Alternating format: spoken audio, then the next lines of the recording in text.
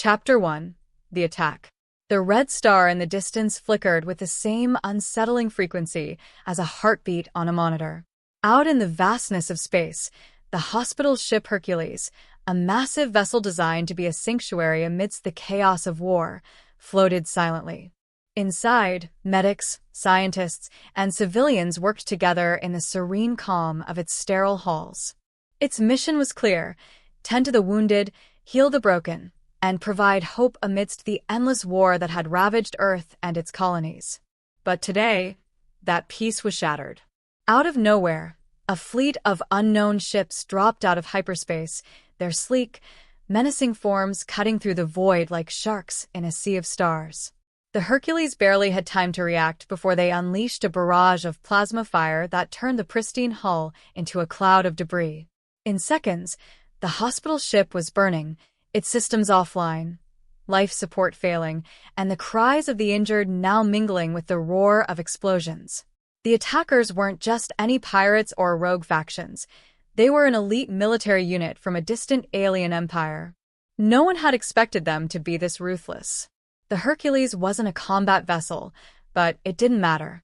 The attackers didn't care about prisoners or diplomatic norms. They were here to send a message. Chapter 2: Humanity's Response. On Earth, the news of the Hercules' destruction hit like a thunderclap. The Federation Council was in turmoil, but among the rising voices of diplomacy and appeasement, one voice stood apart: General Adrian Corr. The general, a seasoned commander with scars that told stories of battles fought in the farthest reaches of the galaxy, stood tall before the council.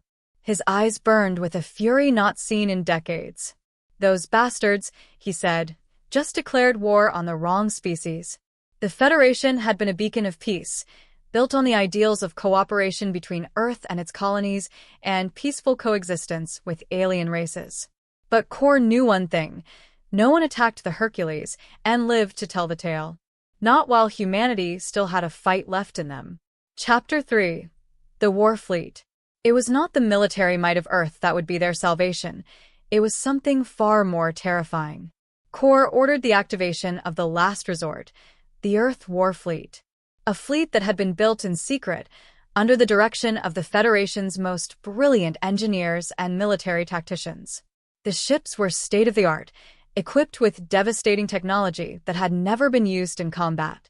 Some ships were designed to exploit the vulnerabilities of alien fleets, others had weapons of unimaginable power, strategic devices that had the ability to cripple entire planets.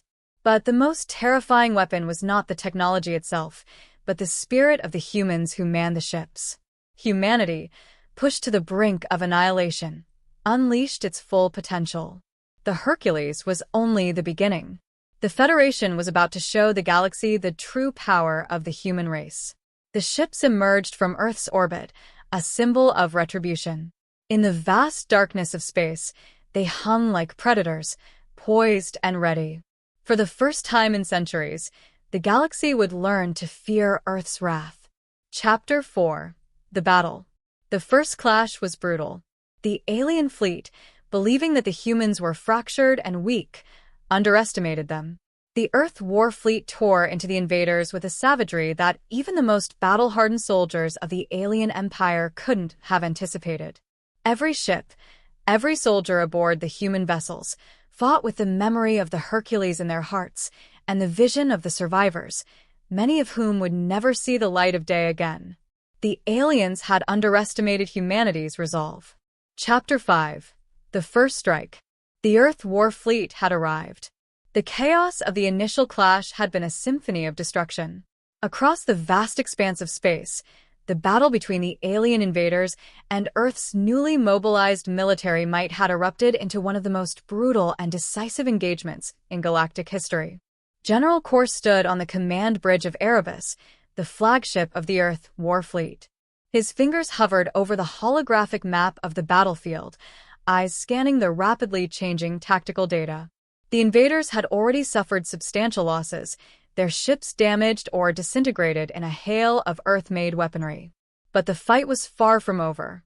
"Admiral Juno," Corr barked, his voice cutting through the tension. "What's the status on the alien command ship?" "Admiral Juno," the fleet's tactical mastermind, was calm despite the mounting pressure. She turned toward the general, her face illuminated by the soft glow of the tactical screen in front of her. "Their flagship, Vraxta, is heavily shielded," she reported, "but we've taken down 2 of their support vessels. We're isolating their communications, but the flagship is still coordinating their efforts." "Time to change that," Kor said with a grim smile. "Prepare for Phase 2. All ships, break formation." The Earth War fleet was built not just for strength, but for adaptability. The moment Kor had ordered the fleet to shift, the heavy battle cruisers of the Earth fleet rearranged themselves, creating a network of overlapping firepower that no other fleet in the galaxy could match. Within moments, the ships had surrounded the enemy flagship, closing in on it from every angle. "Commence fire," Kor ordered.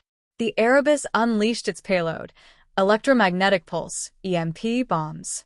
In seconds, the enemy flagship Vraxta flickered, its shields wavering as the pulse scrambled their systems. The Earth ships pushed forward, missiles and plasma torpedoes striking the invader's vessel in a vicious volley. The alien flagship erupted in flames. Chapter 6: The Aftermath. As the final blast of the alien flagship's explosion dissipated into space, the fleet was silent for a moment. For the first time, Earth had claimed victory over an extraterrestrial force. Admiral Juno took a slow breath and then turned to Kor. "We've got their fleet on the run, General. Their remaining ships are retreating. It's a victory, but at what cost?" Kor's eyes narrowed. The damage to Earth's own fleet was substantial. The Erebus had lost 2 of its primary engines in the initial wave of fire, and several support ships had been crippled. But it wasn't the material losses that worried him. It was the unspoken fear that had been building ever since the first attack on the Hercules. What if this was just the beginning? "Keep the fleet in formation," Kor said. "We don't know what else they've got in reserve." But the thought gnawed at him. Could the aliens have simply been testing Earth? Had this whole battle been some sort of message? And more importantly, who were these invaders? No one had seen their kind before. Not like this. Admiral Juno interrupted his thoughts.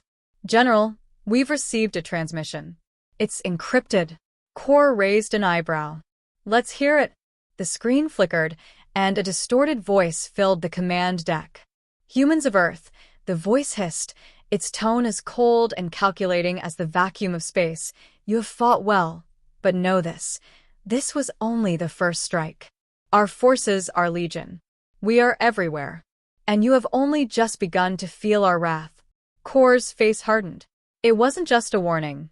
It was a declaration of war. "This is far from over," Kor muttered, staring at the screen. The battle might have been won, but the war had just begun. Section 2: A Call to Arms. The attack on the hospital ship Hercules sent shockwaves across the solar system. News of the unprovoked massacre spread like wildfire, igniting outrage and grief among Earth's people and its colonies.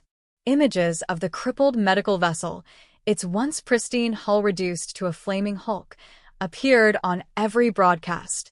The loss of civilian lives, doctors, nurses, and scientists, was a wound that cut deep. The message was clear. Whoever these attackers were, they were sending a signal. Earth had long been seen as an upstart species, only recently expanding beyond its home system.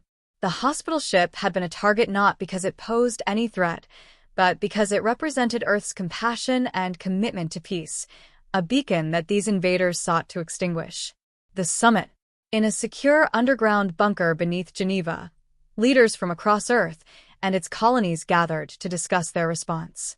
The room was a sea of tension. Heads of state, military generals, and scientists argued over the table, their voices rising in heated debate. "We cannot jump into retaliation," said President Lee of the Martian colonies. "If we escalate without knowing who we're dealing with, we might be stepping into a trap." General Adrian Kor, seated at the head of the table, rose to his feet.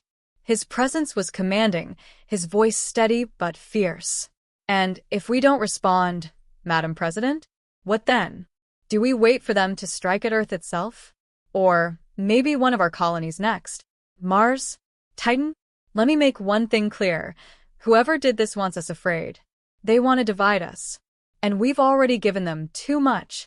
Core slammed a data pad onto the table, displaying the preliminary analysis of the alien fleet's debris collected from the battle site. We've recovered enough to know that these aren't opportunistic raiders. This was a planned, strategic strike by a fleet equipped with advanced technology we've never seen before. They came out of hyperspace directly into the Hercules neutral zone and annihilated her in under 10 minutes. This wasn't a mistake. It was a declaration. The room fell silent. And we must answer it, Core continued. If we hesitate, we'll be seen as weak. If we falter, they'll finish what they started. Our fleets have been idle too long, focused on border patrols and trade routes. It's time we show these bastards what happens when they push humanity too far, mobilizing the fleet. The Earth War Fleet was a relic of the cold expansion era, a time when humanity feared war with other species as it ventured beyond its home system. It had been quietly developed, hidden from public scrutiny to avoid galactic backlash. Built with the lessons learned from decades of skirmishes and hostile encounters, it was the pinnacle of human engineering. Ships designed for speed, resilience, and devastating firepower. For years, the fleet had been mothballed, its weapons and systems sitting in orbit around the asteroid belt, far from prying eyes. But now, under Core's command, the war fleet was reawakened. Dockyards across the solar system roared to life. Engineers and technicians worked around the clock, restoring the fleet to fighting condition. AI cores hummed as they were reactivated, running diagnostics on weapons that hadn't been fired in decades. Crews were hastily assembled from Earth's planetary forces, pilots, gunners, and engineers, many of whom had only trained in simulations. The jewel of the fleet, the dreadnought Erebus, was the first to leave dry dock. The massive vessel, nearly 3 kilometers in length, bristled with cutting-edge weaponry, long-range railguns, plasma turrets, and kinetic missiles that could punch through a planet's atmosphere. It carried squadrons of fighter craft, each equipped with quantum tracking systems that could outmaneuver most alien fleets. As the Erebus took its place at the head of the fleet, the sight of it was broadcast across every screen on Earth and its colonies. The people watched with a mixture of awe and determination as Core addressed them. "This isn't just a fleet," Core said, standing on the bridge of the Erebus. "This is our message to the galaxy. Humanity will not be cowed. To those who thought they could strike at us without consequence, let this be your warning. We are coming. First contact. Retaliation." The war fleet's first target was a forward-listening post that intelligence believed belonged to the attackers.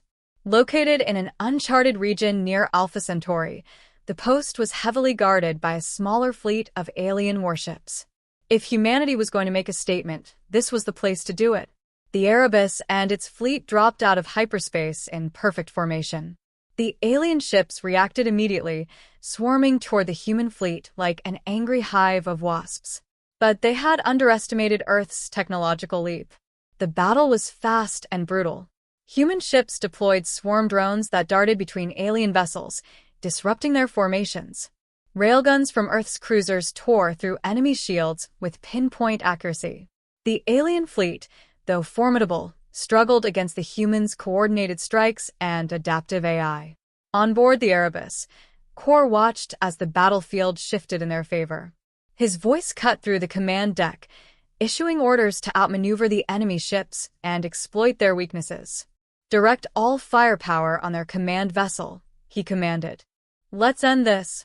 The fleet concentrated its fire on the largest alien ship, battering its defenses until, with a deafening explosion, it broke apart. The remaining enemy ships scattered, retreating into hyperspace. The humans had won their first victory. But Core knew it was just the beginning. Cliffhanger, a larger threat. As the fleet secured the listening post, they uncovered something chilling. Data logs and schematics indicating that the alien fleet was only a small detachment of a much larger force. The recordings hinted at a colossal armada, hidden in the depths of uncharted space, preparing for full-scale war. Core stared at the data, his jaw tightening. Earth had struck back, but the storm was far from over. What lay ahead would test humanity's resilience like never before.